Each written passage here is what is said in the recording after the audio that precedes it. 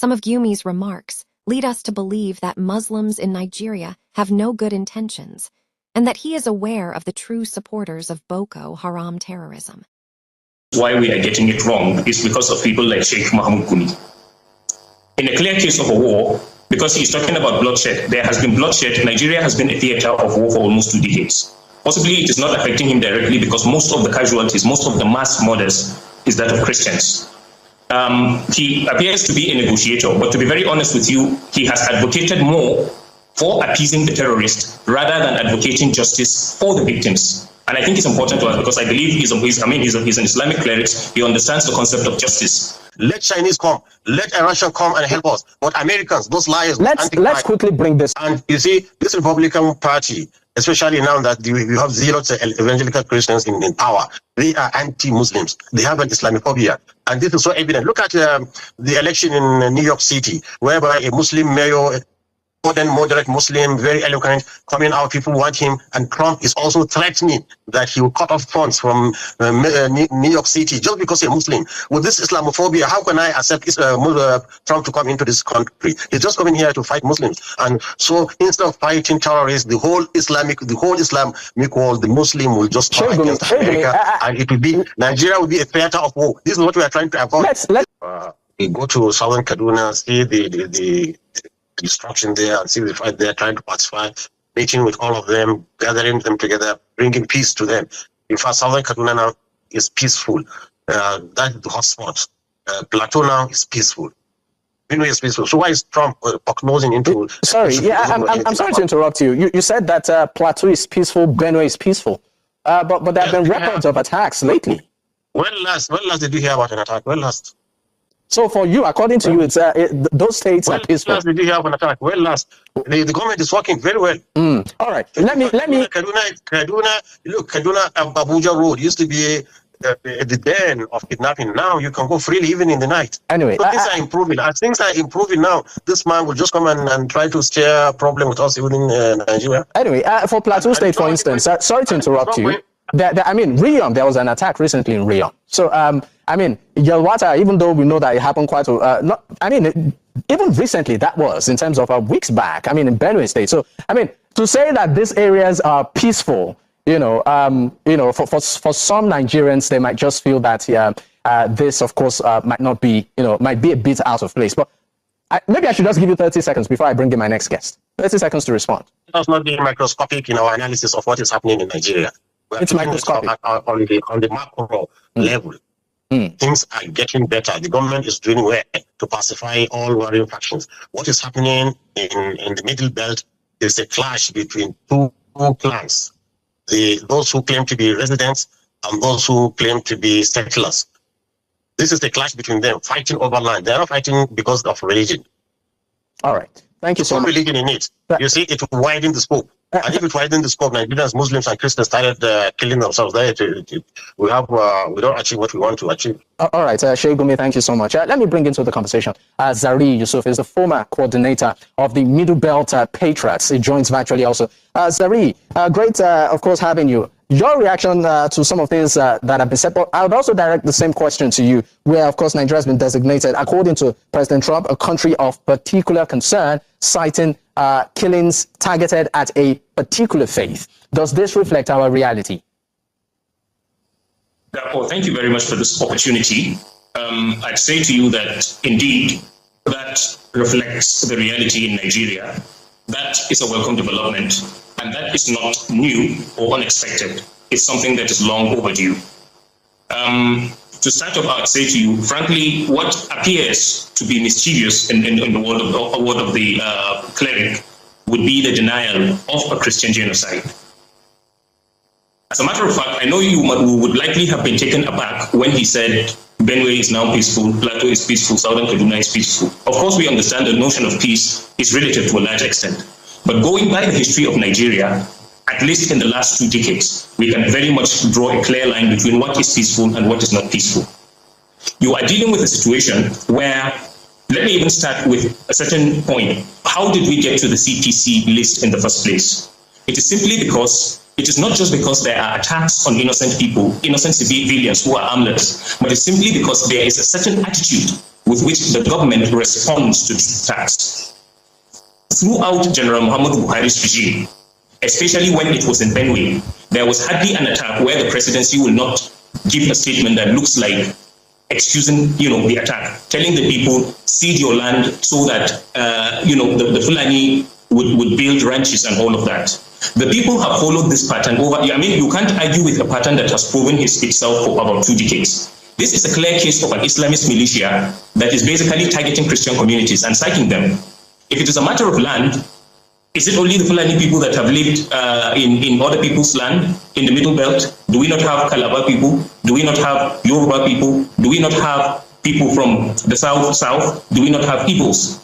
Why is it only from one end? And if it is a battle over land, say crisis for instance, why is it only that one particular group is strictly composed of Muslims, they are sophisticatedly armed, and they are always killing the other groups who happen to just be agrarian people living their lives, and they just turn out to be Christians? So the idea of putting Nigeria on the CPC list reflects the truth of it.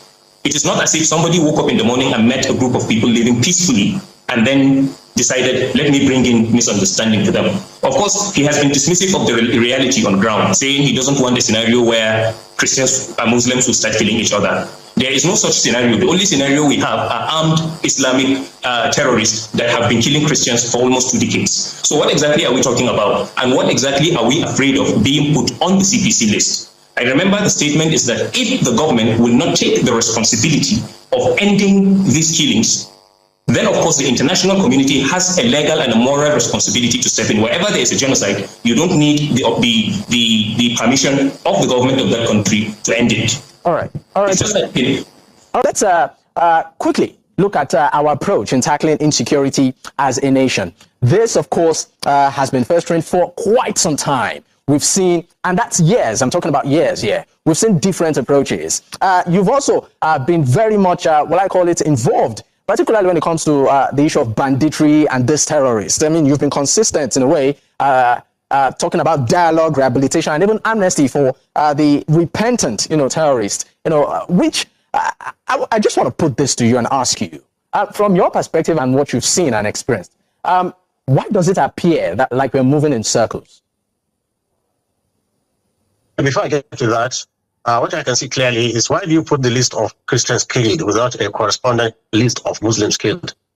Muslims in the southern Kaduna and in Plateau are killing the thousands.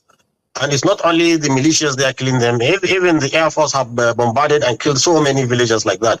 So why don't we have a list of that? Why don't we have the list of the 2 people that we have massacred during their celebrations? Why don't you put those who were slaughtered in the boss? Why don't you put the image of Major General Kali?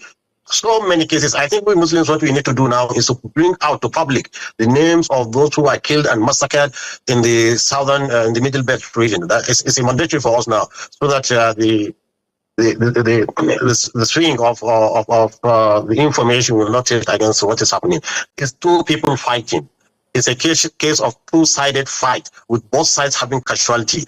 To paint it as Muslims killing, I wonder if Muslims are killing Christians. I don't know if there will be any Christian left to be talking to you on the TV with the viciousness of Gumi. So I mean, you've established from your perspective also a pattern. But what have we been getting wrong? Why is it that we are still back to this same conversation of insecurity? You've been part of the process. I mean, you've been pretty much... The situation is improving. But gradually, Nigerians are healing, slowly and gradually. So for you, you feel that the security situation... the security situation of the country is improving. The precedents tells you that these are people who lie behind moral issues and attack people for their resources. We have seen that in Libya, we have seen that in Iraq, we have seen that even recently in attacking Iran over its peaceful nuclear. So what will they do with Nigerians too? And you see, this Republican Party, especially now that you have zealous evangelical Christians in power, they are anti-Muslims. They have an Islamophobia. And this is so evident. Look at the election in New York City, whereby a Muslim mayor modern, moderate Muslim, very eloquent, coming out. People want him. And Trump is also threatening that he will cut off funds from New York City just because he's a Muslim. With this Islamophobia, how can I accept Trump to come into this country? He's just coming here to fight Muslims. And so instead of fighting terrorists, the whole Islamic world, the Muslim will just turn against America, and it will be, Nigeria will be a theater of war. This is what we are trying to avoid. Let's quickly bring this back home. We are against American intervention. Let Chinese come. Let Russian come and help us. But Americans, those liars. Let's quickly bring this home. Before I leave you, before I let you go and move to Zari, what's your position on the idea of rehabilitation and amnesty for repentant terrorists? So if they repent, what do you want to do? To kill them? Jesus Christ, taught us that, if somebody repents, a prostitute came to him, they wanted to stone her because it's stoning and killing. And he said, go and sin no more. This is even Christianity. So what do you want us to do? Put them and that is what is called genocide. If they surrender, then we accept their surrender and rehabilitate them and make them useful Nigerians. If they want to fight in the army, it's even better. They want to fight those people who... So you're saying it's okay for... Sorry. So you're saying it's okay for repentant terrorists to fight in the army? It's not even better because they know the secret of the bandits. But do you think that has helped us over the years? Because where I'm going to with this... Better now. I was in Maiduguri just about 1 year ago. It's better. Things are calm. Like those days when soldiers were calling me crying during Jonathan's time. So there's a great improvement in Maiduguri. I mean, I told you, Americans are arming Boko Haram with anti-aircraft guns. These same Americans, this same criminal country that wants to come and disturb Nigerians. All right. Look, I'm still going to stay with you on this, please. Do not allow these antichrist people to come into Nigeria here. I'm telling you, because we all suffer. Nobody will find it easy. So don't think they are coming here to save you. They don't even, they're Christian. This man who's groping women and doing all that kind of stuff, this man, a convicted felony, giving money to a prostitute so that she will keep quiet. This same man you tell me is fighting for Christian. Is that Christianity? Sheikh Gumi, let me leave you for a moment, and let me, of course, bring in Zari Yusuf. Zari, quickly, maybe you'd like to react to some of the things that have been said, but my question to you also is, where have we been getting it wrong as a nation? Why are we still having this conversation, even after many years and several efforts?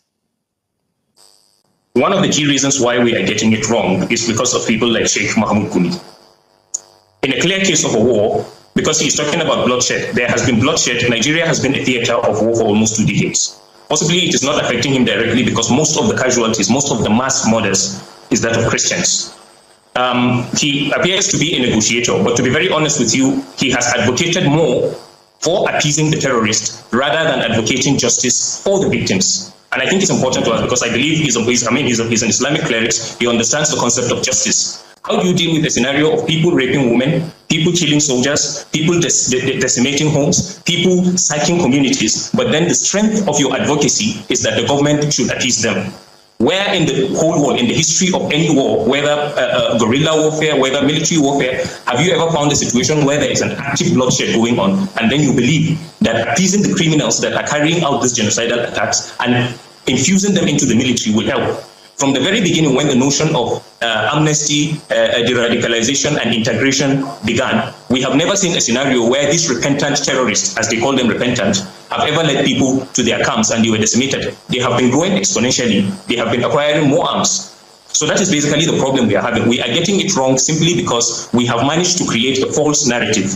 An example is we have managed to compartmentalize terrorism or these Islamist activities to look as if it is only Boko Haram that is doing it. The reason is because the rest of the terrorist groups that are jihadist in nature have been forged into different names. For instance, he's talking about two fighting. There is no two fighting anywhere. It is important also, we would love it if you are able to have an example of one Christian militia that is operational in either Sokoto or any of the Muslim dominant state that have been raping women and killing people, then we can understand that. And at least the Muslims will equally lend their voice and say, okay, whatever it is the Americans are claiming that the Christians are suffering from, we are also suffering from it. And since it is all about eradicating terrorism, then good, come and eradicate them. But I think the problem is not just because there are foot soldiers who are killing people. It is because there are people who are sympathetic to the jihadist cause, there are people who are sponsoring them, and the involvement of any foreign nation in a scenario where there is a genocide does not end with the foot soldiers. It traces those who are sympathetic to their cause, whether because of political or religious or ideological beliefs. It equally traces those who sponsor them. And I think that is primarily where the problem lies in Nigeria.